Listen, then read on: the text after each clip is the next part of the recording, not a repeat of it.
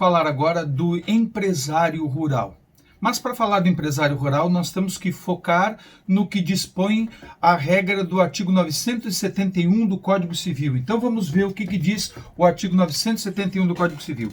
Ele diz taxativamente o seguinte: o empresário cuja atividade rural constitua sua principal profissão pode, observadas as formalidades de que tratam o artigo 968 e seus parágrafos, requerer inscrição no Registro Público de Empresas Mercantis da respectiva sede, caso em que, depois de inscrito, ficará equiparado para todos os efeitos ao empresário sujeito a registro.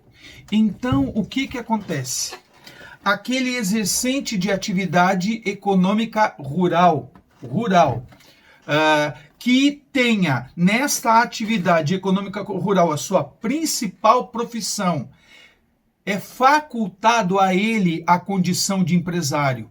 É isso que diz podemos entender do que está escrito no artigo 971 do Código Civil. Caso ele queira ser considerado empresário, o que ele fará? Ele vai se registrar lá no Registro Público de Empresas Mercantis, na Junta Comercial, nas formalidades que o artigo 968 coloca. Como que tem que se registrar, enfim. Então ele vai se registrar lá. Estando registrado na Junta Comercial, ele passa a ser um empresário. E se ele não se registrar, ele não se considera empresário. É diferente da regra imposta ao, digamos assim, empresário urbano, em oposição ao empresário rural. O empresário urbano, mesmo sem registro, ele é considerado empresário. Irregular, mas é um empresário, porque ele deveria ter se registrado e não se registrou. Já o empresário rural, o exercente de atividade econômica rural, vamos dizer assim, ele só vai ser considerado empresário se for registrado. Se não se registrar, ele não está sujeito ao regime jurídico empresarial.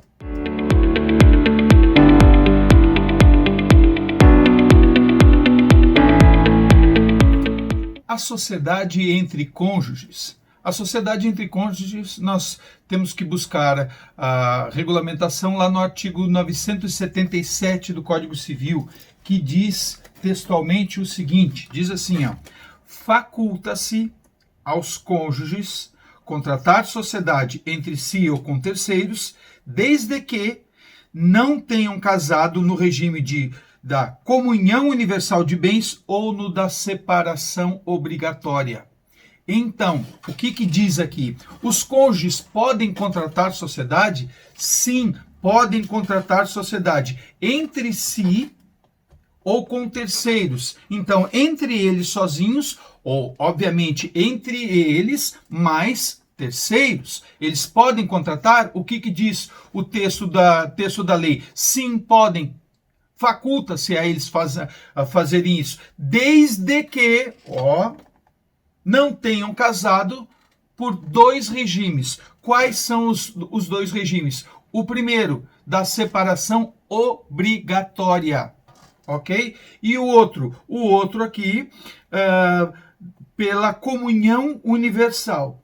Então, eu costumo dizer que os dois extremos, a separação obrigatória, que é aquele regime que é obrigado no casamento a adotar a separação total de bens, né, em razão da idade dos nubentes, né, e naquele da comunhão universal, no que obrigatoriamente separar tudo, e naquele que há a comunhão de tudo.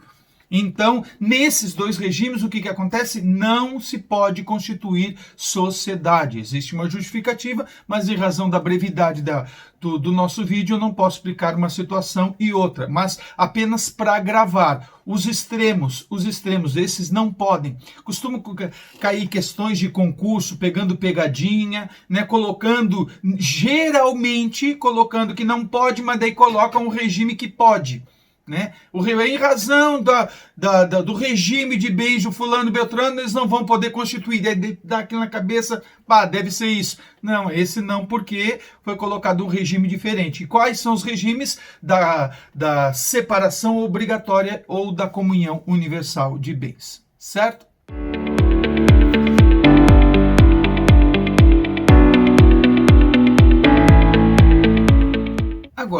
Com relação à venda dos bens por parte de empresário casado. Obviamente, quando a gente fala de empresário casado, nós não estamos falando do sócio da sociedade. Nós estamos falando do empresário individual casado. Porque nós já falamos em vídeos anteriores que o sócio da sociedade empresária não é empresário. Por quê? Porque quem é empresário é a pessoa jurídica da sociedade. E a pessoa jurídica da sociedade não casa. Quem casa é o empresário individual, porque aí ele próprio vai ser empresário, porque a atividade empresarial é exercida em seu nome, por sua conta e risco. E com relação a isso, o artigo 978 do Código Civil apresenta uma regra. Na verdade, não é uma regra, é uma exceção à regra. E sendo uma exceção à regra, nós temos que, tomar cuidado. Porque diz aqui o seguinte, assim, artigo 978 do Código Civil. O empresário casado pode. Então, não podemos confundir. Aqui quem está se falando é empresário casado. Quem casa? Pessoa física. Então, pessoa física é o empresário individual. Ele pode, sem necessidade de outorga conjugal.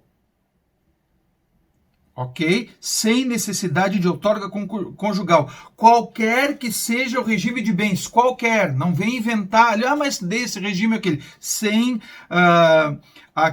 necessidade de outorga conjugal, qualquer que seja o regime de bens, alienar os imóveis que integram o patrimônio da empresa ou gravá-los de ônus real. Por que eu disse que é uma exceção à regra? Porque é o seguinte, sendo o empresário individual uma pessoa física, qual é a regra? Se essa pessoa física, ele é casado, ele ou ela é casado, para vender um bem imóvel ou gravá-los, com ônus real, o que acontece? Precisa da outorga conjugal, precisa do consentimento do outro cônjuge para poder praticar essa venda, essa alienação ou esse gravame. Ocorre que, em sendo este casado ou um empresário individual, ele poderá sim vender ou gravar de ônus real aqueles bens que integram a empresa, aqueles bens que estão mesmo sendo de propriedade dele e por consequência da sociedade conjugal, mas se estiverem contabilizados para a empresa, por uma questão de agilidade, de uma necessária agilidade na administração da empresa, ele vai poder vendê-los ou gravá-los de ônus real sem a necessidade da outorga conjugal, ok? E isso é exceção à regra.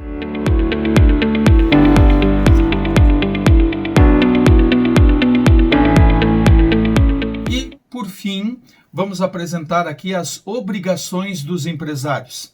As obrigações que nós vamos apresentar aqui, na verdade, são obrigações impostas por legislação de natureza empresarial. Não vamos falar de todas as obrigações, de outras naturezas, porque são incompatíveis com o nosso estudo, além de serem exaustivas e devem ser estudadas em cada ramo específico do direito. Então, essas obrigações, quais são elas? A primeira é aquela que consta lá no artigo 967 do Código Civil.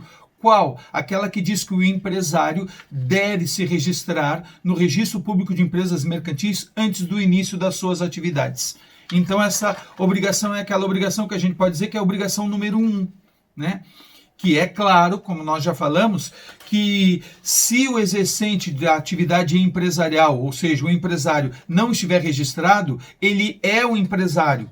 É sim um empresário, porém será um empresário irregular. Irregular por quê? Porque ele está faltando com a sua principal obrigação. Então, o registro não é condição indispensável à aquisição da qualidade de empresário. Só vai ser se ele for o exercente de uma atividade econômica rural, como nós já vimos. Ok? Então, mas é uma obrigação primordial, a primeira delas, para ele se registrar no Registro Público de Empresas Mercantis. Depois nós temos mais duas, As outras duas são o seguinte: a primeira dessas duas, promover a escrituração uniforme de seus livros, em correspondência com a documentação respectiva, E também e também a realização do levantamento do balanço patrimonial de resultado econômico anualmente. Essas duas regras constam lá no artigo 1179 do Código Civil. Então, o que é isso? A escrituração uniforme dos livros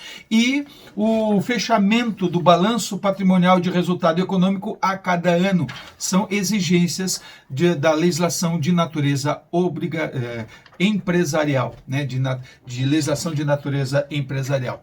E assim nós acabamos mais este vídeo e encerramos o conjunto de assuntos inerentes à aula de hoje. Então, até o próximo vídeo. Valeu!